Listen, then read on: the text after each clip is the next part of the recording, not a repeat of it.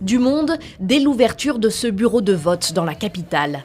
Ces législatives devaient avoir lieu en décembre. Elles ont été reportées à ce dimanche. Ces électeurs attendaient ce scrutin. Beaucoup espèrent qu'il va apporter plus de stabilité à leur pays. L'Assemblée nationale a été dissoute il y a plus d'1 an par le président bissau-guinéen à la suite d'une crise profonde entre les partis politiques. La première chose à laquelle ils doivent penser, c'est au peuple. Ils ne doivent pas gagner le pouvoir pour profiter du peuple, mais ils doivent assumer le pouvoir pour que le peuple en profite le plus possible. Et alors, nous serons fiers de notre pays. Je demande aux différentes forces politiques d'accepter les résultats sans les influencer. La démocratie, c'est la liberté.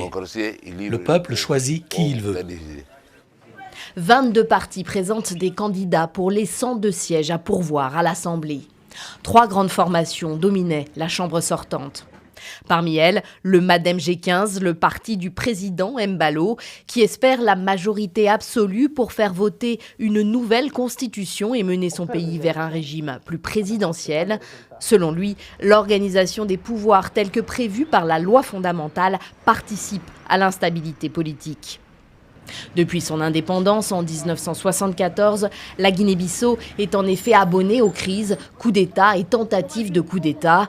La dernière date de février 2022.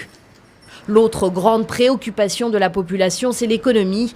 La Guinée-Bissau reste l'un des pays les moins développés au monde.